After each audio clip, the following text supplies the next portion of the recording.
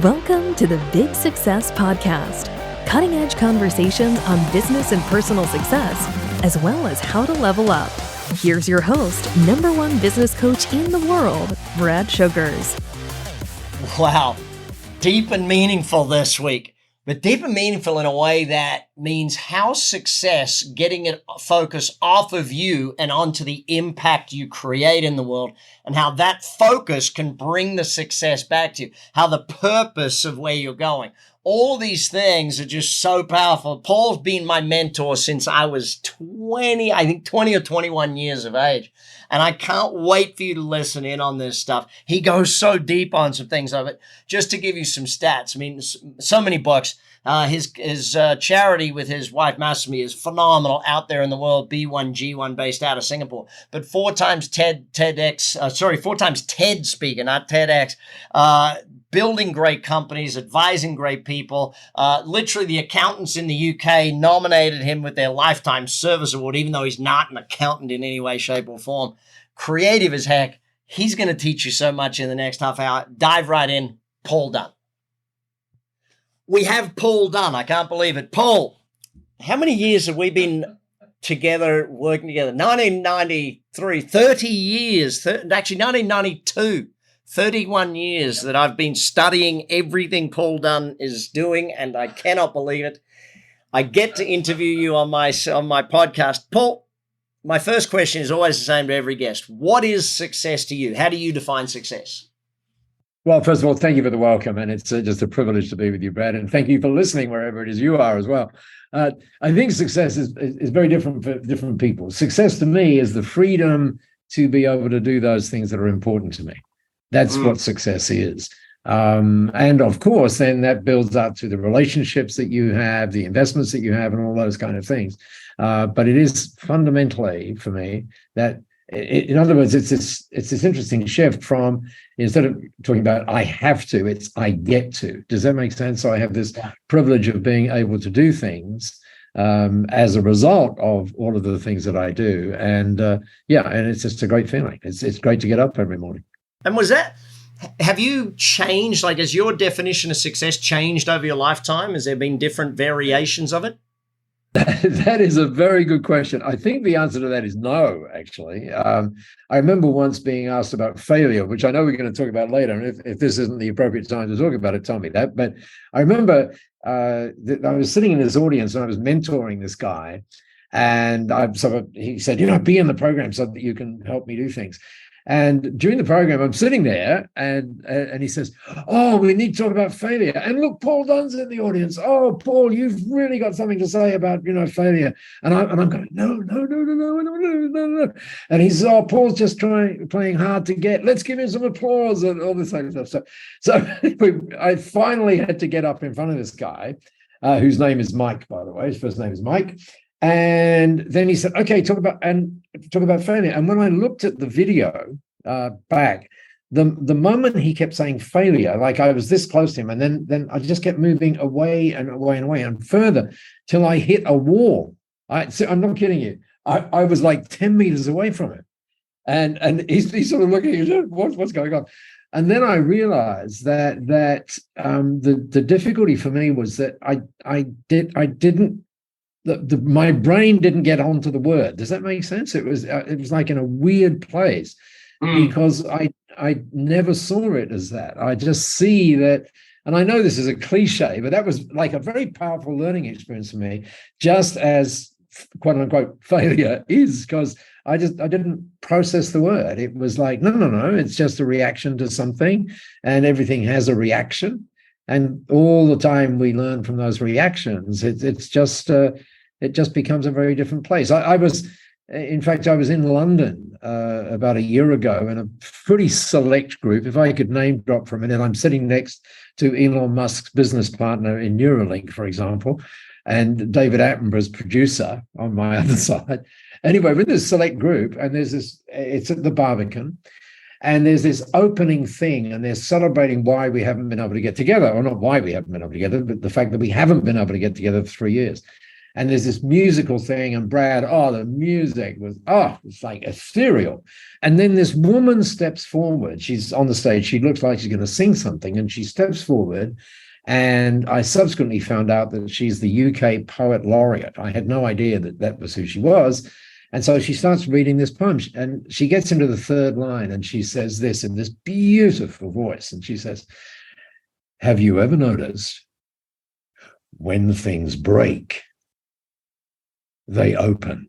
I thought, oh my God, that is just such a brilliant thing, right? Have you ever noticed when things break, they open? And then when you think about that even more, you realize that but you can't put them back together the same way, because that was what it was that made them break. Unless, of course, you're Japanese. And if you're Japanese, then what you do when you break pottery, they don't go, oh my God, I broke the pottery. They just look at it and go, oh, that was just a part of the history. And then they build it back together in exactly the same way, with one very subtle difference. And that is they put gold in the thread.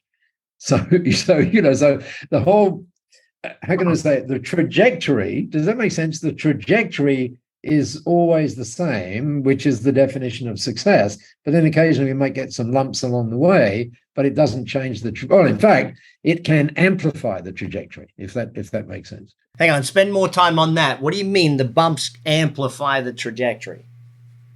Well, because you see things in a different way. It's like, sometimes, for example, you and I may be speaking, and you say something, and the reaction is not exactly what you wanted, right? You go, oh, what happened? And you can live with that and say, oh my God, what happened? Or you can go, wow, that was interesting. How can I change that up and get better?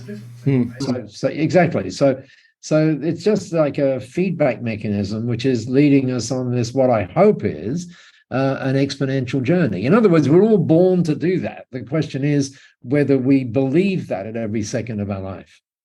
So let's go back then, born to, when did success become part of Paul Dunn? When did you choose success? Was it a young boy? Were you taught it? Is it a gradual thing? How did you choose to be successful?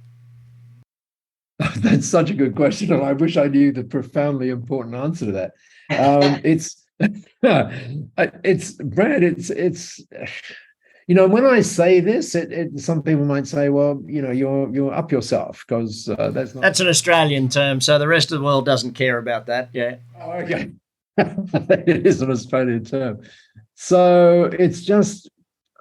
I really don't know the answer to that, because it's always been that trajectory of trying to get the most out of each moment. But who taught you that? Did your mom? Did your grandma? Someone must have given you that thought that that's the way the world works, because a lot of people aren't brought up that way. Well, okay. If there was, I think I had it when I was a kid, when I left home, and in a positive way, by the way. Yeah. There was, I was studying in London. I didn't have any money to do that at the time, so I had to find a way of doing that. And then finding that way took me into a particular place. And then, in my 20s, I'm 21. When I was 21, I had the privilege of being headhunted and being one of the first 10 in Hewlett-Packard in Australia. And, you can't sit down with Bill Hewlett and Dave Packard without understanding, oh my God, you started in a garage? That kind of thing. So, and the other point about that, I think, is that it's like when you live in that bubble, and that's sometimes regarded as a negative thing. I don't mean it as a negative thing. Then guess what? Other people of similar mindset and stuff like that are attracted to you. Yeah. And you're attracted to them. And so as a result of that, it just kind of builds. That's my experience anyway. So let's flip it over then, and I'm going to use the word failure. But how does failure teach success, or how do we learn success from failures? Well, if you're like a kid, and the first time you put your hand on a hot stove, you go, oh God, I'm not going to do that, right? So it's a similar mechanism to that, it's the whole thing about when we crawl and we stand up and then we fall over. We don't say, I think I'll spend the rest of my life crawling. We go, oh, there's something here that I need to master, and that still goes on. Yesterday, Brad, I was 29,100 days old. Okay. So all of the people listening to this now got their calculators out and saying, seriously? You're still around? And don't forget the leap years and all that kind of stuff. And the year 2000 was not one. And I'm reminded of something that the great Zig Ziglar is supposedly is accredited to him. So he was 83 years old at the time. And someone says to him, and he's doing a presentation, and someone said, Zig, you're actually, don't you think you should slow down? And Zig looks at this guy and he says, well, I've got it figured out. I've got less time left than you, so I think I should speed up. Right? So, and that's kind of like where I'm at. It's you and I were talking about earlier. I just spent a couple of days with you, just extraordinary learning. Right? Now, it's possible to go into that and say, well, quote unquote, I'm successful. I'm not going to take any notes. What the hell am I? And that's the end. I mean, when you get to that point, that's like the end. Okay. So some people say, well, why do you keep on doing that? The answer is, for me anyway, it's a curiosity thing. I'm just incredibly curious. And if you have that sense of curiosity, then you're just looking at the world in a totally different way. Yeah. You are on the Big Success Podcast. We're going to be back with Paul Dunn, and we're going to be talking about the shifts in business right now. How do you succeed in business today, and what's working out there in the marketplace right now? For building a target market, to incentivize referrals, to profit margins, and everything in between, Brad Sugars' book, Buying Customers, goes through the step-by-step process of building and growing a profitable commercial enterprise that works without the business owner. And you're back. It's Big Success. Paul Dunn. Now, Paul, when you and I first met, you were teaching business in Australia. Now you're running the massively successful B1G1. What is it about you that you create? I don't know if I want to say a following, but you can build team. People want to join things Paul Dunn does. How do you do that? Well, I think the answer to that is you don't push it, right? Because the reality is that when you push, you ever notice people tend to push back. So you try and build something that has attractiveness, or to put it another way, you try to build things to which people want to belong. And once you understand that, it's like, Seth Godin has that great quote that says, people like us do things like this. So whenever you create something, it's almost like you're creating this movement that people go, you know what? I would love to be a part of that. And not only would I love to be a part of it, but I'd love to stay forever. And when you have that mindset, when you think of it as, almost like how can I build a magnet kind of thing? What can I do to do that? Then it becomes quite different. And of course, one of the ways of doing that, and I've got to say, it took a while to figure this one out, because when you're first doing it, right, when you're first starting this thing, whatever it is, that thing that you're starting, you think that it's all about you. That's what you think, right? It's not all about you. It's first and foremost, it's about the privilege, the privilege you have to serve people who are part of that. And that's an interesting shift. And then you get another shift, which is that your outcomes, your quote unquote success, right, are inherently tied to the success of the people that you're privileged to serve. So does that make sense? It 100% does. It's about the people you're privileged to serve. And when they get that, there's a feeling that, oh my gosh, you really care. Now, that doesn't mean you're nice and soft or whatever. Sometimes there's some tough love involved in all of that. But it means that people just feel great. It's like, well, maybe not feel great.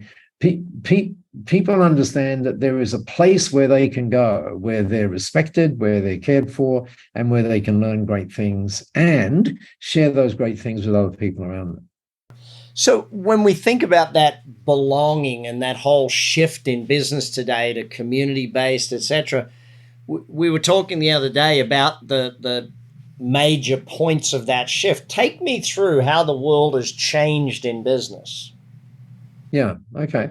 So, well, it depends which way you want to do it. Whether you want to go from the top or the bottom. But so let's quickly go from the top to the bottom. By the way, the bottom is what we just discussed. The bottom is it's not about you; it's about something bigger than you. But let's go straight to the top and work down from that. So, what we have is a shift. This is a really major shift. Brad, if I look back over all of the stuff that I read and get in front of you. I think the big word of the last decade is purpose. Everybody says, you got to be on purpose. You got to be on purpose. You got to have purpose. And that is correct. That's absolutely correct. But there's a level beyond that, right? And the level beyond that is to go from income-led to impact-led, right? There's a great book. It's called Cult Status by a guy called Tim Duggan, Duggan. And he's a very successful Australian entrepreneur. And this book was the book of the year last year, I think it was, in Australia. And he gives you seven key things. And the first thing he says is define your impact. Define your impact. And what he means by that is that whereas we tend to look at things rather naturally, and we have to do this, right? We do, cash flow forecasts, we do all of that sort of thing. We do revenue forecasts, we do all of that, which is great. But he says on top of that, you've got to do this impact thing, which is essentially the number of lives you're going to influence, right? That's the kind of impact thing. So impact driven is a great one because it gives you, again, that something bigger. Next one down will be this shift from profit. Again, profit is really important, but a shift from profit to purpose, right? That is crucial, absolutely crucial. Next one is that whole thing that we talked about a minute ago, which is that shift from pushing to attracting. The next one, which I think is becoming so much more important now, it always was about value. We had the value equation, right? Value is benefits divided by cost. We've had that around for quite a long time. And obviously that's still part of it. But what's more important now, which gets back to your belonging thing, is values. Right. So people are looking as what do you stand for, if that makes sense? Is there some alignment? And by the way, this works in reverse, right? Because we all understand that bad clients drive out good clients, right? We all understand that. And that reason occurs because sometimes the values aren't the same. So what we stand for is critically important. And then we get down to that whole shift that we started off with, which is that shift from self to something bigger than self, or to put that very simply, a shift from me to we. And so there's if you like, 5 or 6 of the possible 8 things that move us from thinking about a transactional business. That doesn't mean we're not very careful about the way we do the transaction and everything else, but a transactional business to a humanity-led business. And that sounds like, oh, wow, so it's like hitting the cloud stuff, but it works, right? Well, I'm 100% in agreement. I started ActionCOACH with the vision of world abundance through business re-education, and I still, my foundation, the ActionCOACH Foundation, that's what we do. My venture capital fund, we only invest in companies that have a solid community build and purpose. I know one of the biggest awards we give out at ActionCOACH is for our coaches and partners around the world is how many jobs did they create, and what was the revenue or the net increase in community impact of dollars to that community that they coach. So I believe that wholeheartedly. I want to go backwards just a little bit though, because there's something that I think you're a little bit too humble about, and that is the vision factor and how you paint the vision so that people do want to be part of what you do. Talk to me more about that, because you and Masami are amazing at painting a picture that give people something to join. Yeah. Okay. Well, so when we get into mission and vision and all those kind of things, we tend to go back to, great talks like Simon Sinek's talk about, start with why and all of that kind of stuff. Yeah. And that is crucially important. Yeah. But where I think we sometimes fail on that is that we still make it about us. We want to be the biggest thing in Dallas or whatever it is. And there are two simple words. Brad, one of the things I talk about a lot is the power of words, right? And there are two simple words that just change it. So when you've got something that you think might depend on you or might be all about you, just put the words "so that" on the end of it. So we're going to do blah blah blah blah blah blah blah blah blah blah blah so that. And when you get to the "so that," you automatically are thinking about the people that you serve, right? Yeah. So that, for example, let's say you were creating a restaurant. So that people, you might want to say, I want to be the number one restaurant, so that the people who come here have an experience that they remember for the rest of their life. Right? Yeah. That sort of thing. It's like everything before "so that," just drop it off, right? Yeah, almost. That's exactly right. 100%. How often do you, as a leader, communicate that to your group, to your membership, to your organization? Well, fortunately, I'm privileged that sometimes people want to listen to what I have to say. So, and in fact, just yesterday, we were talking about doing a playbook. You and I used to call that a workbook, but the trend these days is called a playbook. A playbook for how you create a great company. And so we did these 10 steps, and the first one, of course, was mission and vision and all of that kind of stuff. And so I'm doing that pretty much every day, because also you're talking about, again, remember that where you started out, is not necessarily, a straight line thing. Hopefully it's an exponential thing, but there are going to be little bumps, right? And frequently when you look at those bumps, it's because you forgot that basic principle. You just forgot it. You got so concerned about you, right? And if you're a guy, here's what you did. If you're a guy, you go off into your cave and you say, I'm not going to come out of there, and all of that kind of stuff, right? That's what you do. Yep.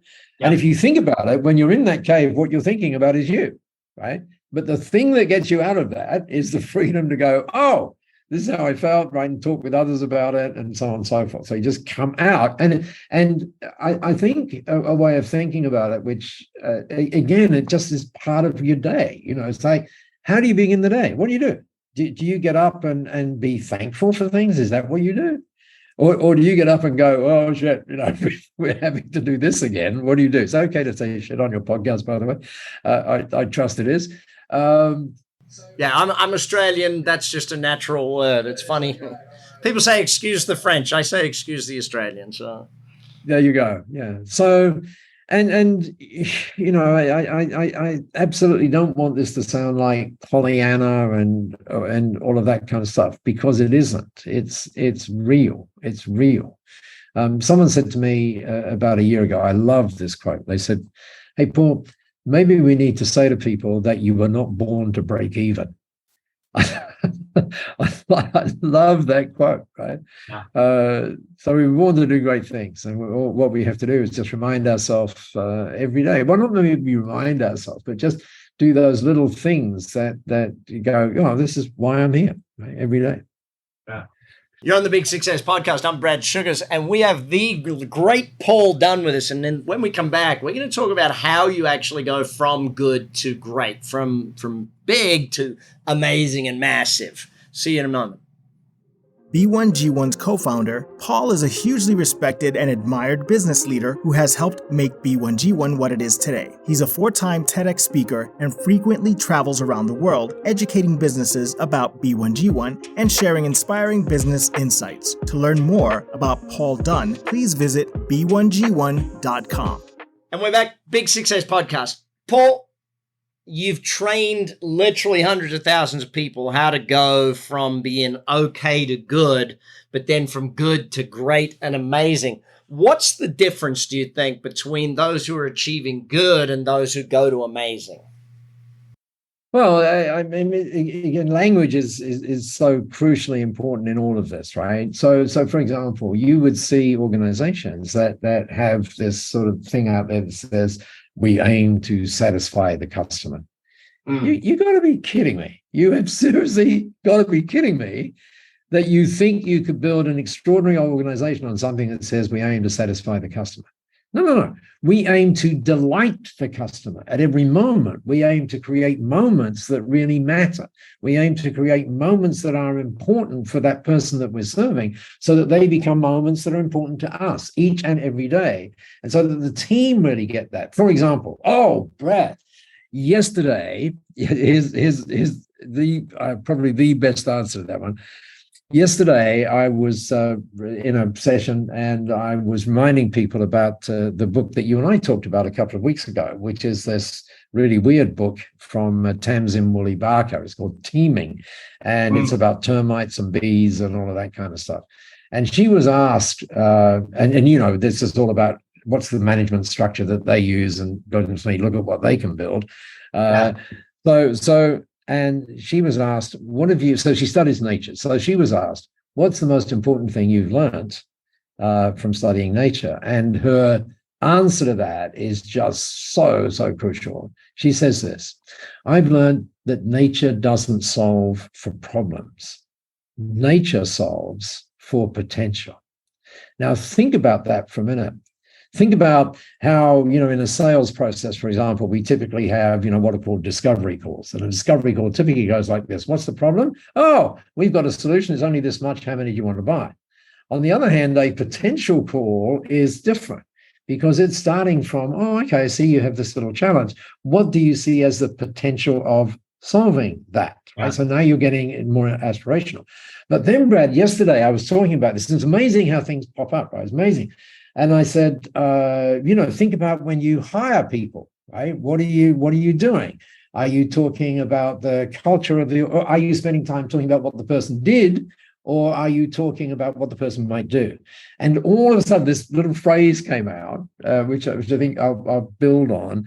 And it is, why don't we say that we have a culture of potential? A culture of potential, so that when we're hiring people, the first thing they hear is, we have a culture of potential. That's how we build this great company. So let me ask you this. What's the potential you think you have in terms of adding to this potential that we have so that your potential gets even greater? It's a really interesting question, right? Yeah. And so I think there's something in that. I only thought of that culture of potential. I might copyright it or something yesterday, but what do you think? Is that a good way of thinking about it? Yeah, it is, because when you look at the person whose goal is to pay their bills, or the business owner whose goal is to make wages, they're solving a problem. They're not going for the full market share or the full capability of. You have the ability to be a person that makes $1 million a year. Why not actually go for that instead of doing it the other way around? Well, let's flip that over then. You've met you met a lot of billionaires, massively successful people. What do you think is the difference between that level of success and the person doing $1 million a year? $1 million's still successful. What's the difference between the massive and the, yes, doing good? Well, interestingly, yesterday I asked this question. I talked about potential, and I asked it was a relatively small group of 8 people. And I thought, am I going to ask them this question? Because it was on the Zoom thing, and, it's like, put it in the chat, right? And I said, put in the chat, what potential are you operating at right now? What is it? And to my absolute amazement, people saying, 50, 70, and so on and so forth. And I was like stunned. But what was so interesting was in discussing it, discussing those numbers, it wasn't necessarily that they were, as it were, criticizing themselves for being there. They were just saying that for example, let's say that we know partnerships are a great way of building businesses, right? Let's just say we know that, which, by the way, is true. And so because we might be so sort of fixated on doing something else, we forget about something which has enormous potential to help us grow. So in deeper analysis of that, it was, I'm not spending enough time in that thing right now. Or alternatively, I'm not talking enough about that with my team. I'm not talking enough about their potential, right? So sort of spreading the load, if it were that way. So it's always doing these things. Again, it's all about rituals, right? It's like James Clear in Atomic Habits. He says, most people don't achieve their goals not because they don't have them. It's because they don't have the rituals that drive them towards it. Right? So that's the thing. Like, what do you do when you get up in the morning? What do you do before you go to bed at night? What do you do? Right? It's all those things, right? And by the way, it's also not beating yourself up. It's also saying, "Oh shit, I missed today." Right? That's okay, right? Yeah, I didn't but do as that. long as Yeah. So you know what I mean? let's actually talk about B1G1 then. Most people, when they start a charity, would be happy with, getting a few partners on board that help build it, and, impacting 100,000 would be amazing. You guys are currently at what, 300 million impacts? 326 million to be precise. How do you, Paul, when you started it, did you see it as that big, or has it had to grow over time? Like, have you grown with your success that you think the next thing is possible, or did you always envision like 1 billion impacts or something along those lines?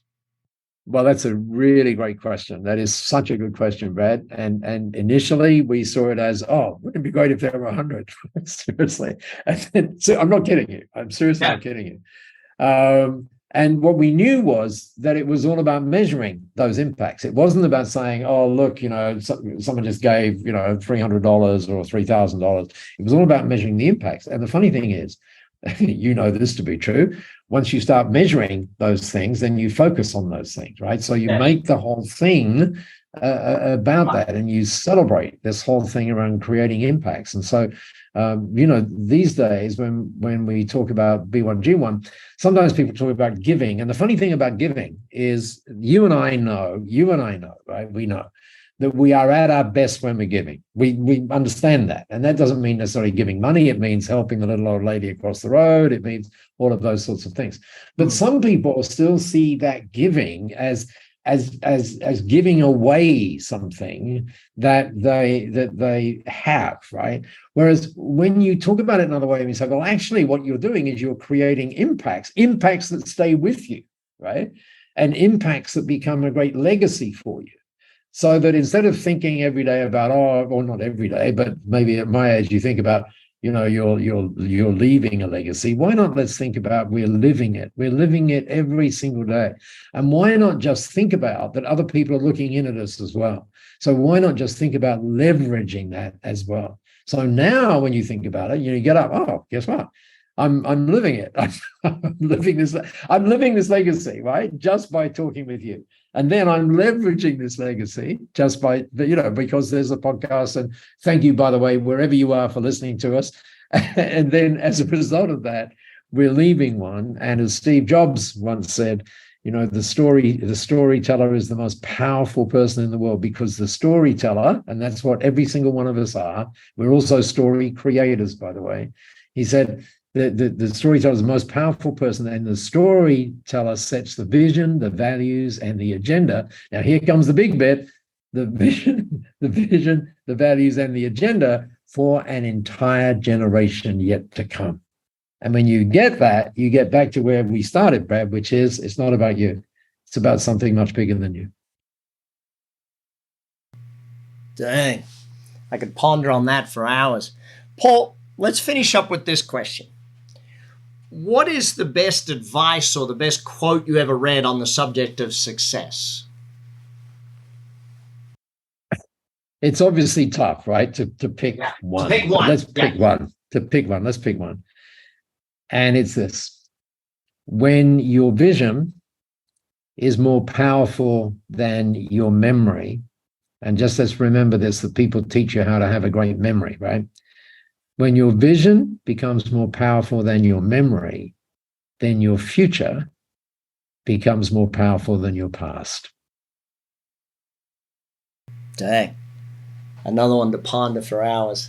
The Paul Dunn. Study it, learn it, jump in the show notes, follow everything with Paul. Go see what B1G1 is doing. Phenomenal work out there in the marketplace. Paul, thank you for your time today. You're on the Big Success Podcast. We'll be back next week with more on your success. And that's the Big Success Podcast for today. Hopefully you took a lot of notes, and hopefully you learned a bunch, and hopefully you're going to take action on it and refer people. Remember, if you haven't subscribed, click that subscribe button now. Be with us every week on the Big Success Podcast. BS, Brad Sugar's Big Success. Take action. Check the show notes for all the links. I'll give you all the links for everything that your speaker had. Make sure you follow through and keep the learning going. Remember, you got to grow into your goals. I'll speak to you next time on the Big Success Podcast. You've been listening to the Big Success Podcast with the #1 business coach in the world, Brad Sugars. To learn more about how to achieve business and personal success, as well as how to level up or listen to past episodes, visit www.bradsugars.com.